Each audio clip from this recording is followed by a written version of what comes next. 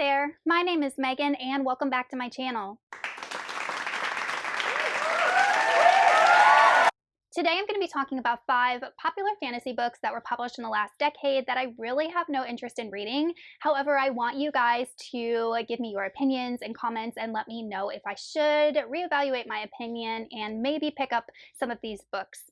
But before we go ahead and get on into the list, if you are not already subscribed to my channel, please go ahead and hit that subscribe button, as well as the little bell icon so you can be notified every time I post new bookish content. I post new videos every Monday, Thursday, and Saturday, and sometimes other days throughout the week. Also, don't forget to check down in the description box below for links to all of my social media, my Buddy Read Discord, and my Patreon, where you can be entered into winning book giveaways from me. The first book is The Priory of the Orange Tree by Samantha Shannon. This was published in 2019. It is a standalone fantasy, and I have never read anything by this author before. And there are a couple of reasons why I lost interest in reading this book. So first off, this book, I don't really know the entire synopsis, but from my understanding, it follows a kingdom that is separated into 2 different sides. And one of the main characters is a queen, Sabin, or something like that. And she has to conceive and have a daughter that will kind of secure the kingdom's future. And there are assassins trying to kill her and her, I guess, future unborn child. And then it follows another character who protects the queen by using forbidden magic. And then lastly, it follows a third main character who is a dragon rider from another country. So other than that, I really don't know the plot of this book. And the reasons that I don't want to read it are that I've heard 2 different things: that it shouldn't have been a standalone, that the story should have been spread out amongst more than one book, and that it should have been shorter. I've heard that this book has a ton of characters, a huge cast of characters, and because it's a standalone, a lot of the characters weren't fully developed and fell fairly flat. I've also heard that this book is too tightly packed. There's just too much history, too much lore, too much world building, packed so densely into just a standalone book. And not only that, I've heard that the pacing is off. It's very slow up until the end, where it's just rush, rush, rush, almost like the author was trying to get the book finished. So it just kind of deterred me from reading it because I don't like pacing that does that, and I rather have fully fleshed out characters. And I really don't want a standalone fantasy that can't communicate all the aspects of the world effectively because it's just a standalone. The next book is Black Leopard, Red Wolf by Marlon James. This was published in 2019, and it has a lower rating on Goodreads compared to Priory of the Orange Tree and some of the others on this list at 3.44. However, it was going around BookTube at one time, so I did have it on my radar for a little bit. In this book, we follow a main character named Tracker, and Tracker is looking for this boy who's been lost for about 3 years, and it's him and a couple of other characters that have magical abilities. I don't know if our main character, Tracker, has any magical abilities. I've heard that he has been compared to Geralt from The Witcher. I don't know how or why, but some of the other characters or members that are looking for this boy are shapeshifters and things like that.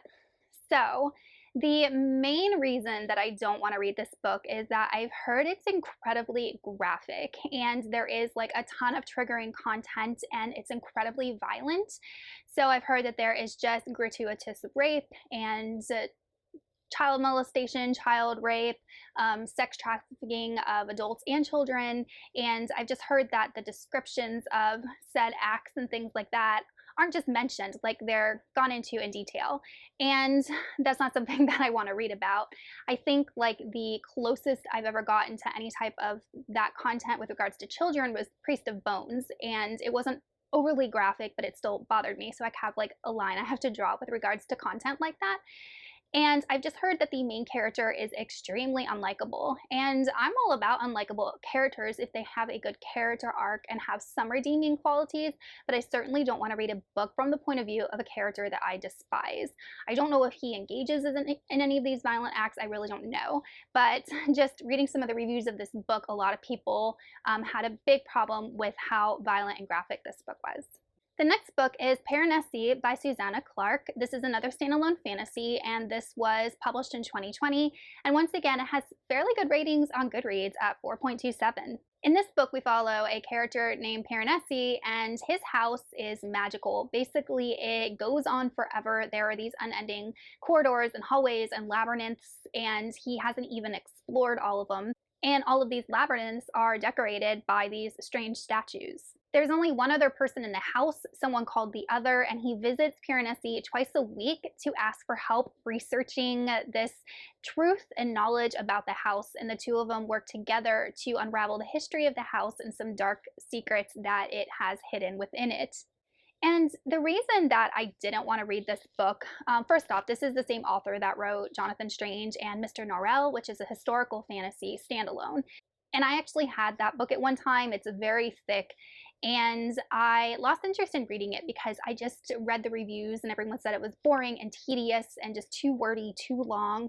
So I unhauled it. I ended up watching some of the show, which is on Netflix, and it was okay. I don't think I ever finished it because I'm not a big TV watcher, but I thought some of it was kind of interesting. Like the whole fairy aspect was kind of interesting, but I lost interest in the TV show. I unhauled the book. So somewhere in my mind, I have it that I'm not going to like any of Susanna Clarke's books, even though I've actually never even read her. And Piranesi is actually a fairly short book. I actually didn't know it was only like 250 pages long. I thought it was super long like her other book.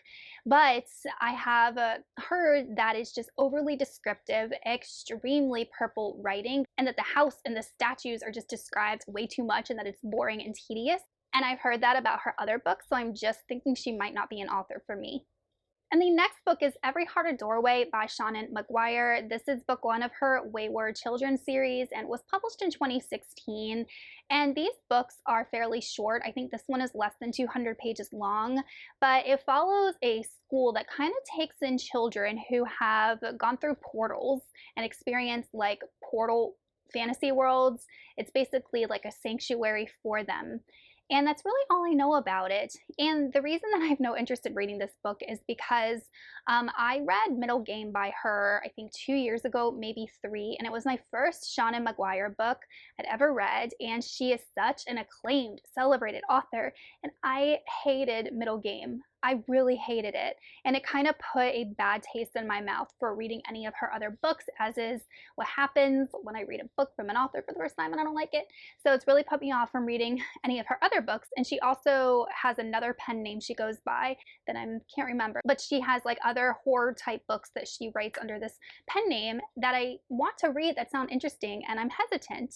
And another reason I don't want to read this series is because the books are so short. I've heard that it leaves the reader lacking because the books just don't feel fleshed out. They're not long enough to develop the entire plot in a satisfying manner. So I'm just hesitant to read a book that I already have a negative opinion of and the story might feel incomplete.